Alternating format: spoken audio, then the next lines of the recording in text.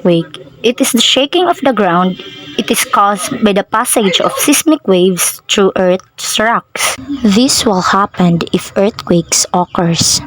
First is volcanic eruptions. Next is damage to the buildings. Tsunami. These are tips for earthquake safety. First, protect yourself. Keep calm. Don't panic because it may cause you injuries. And now, let us watch this infomercial video about earthquake.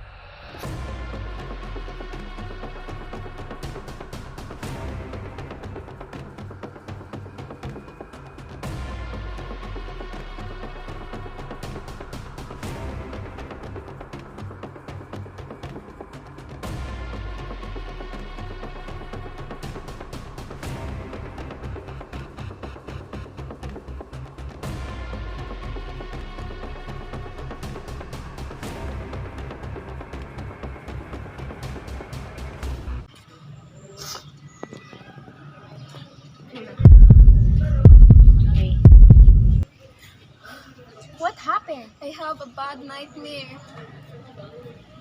What? I think it's all about the big one.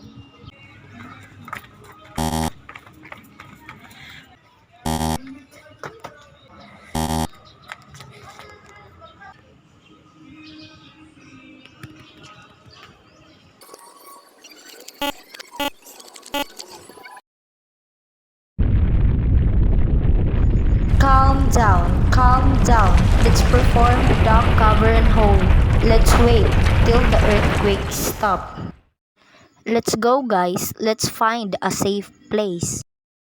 Just be slowly.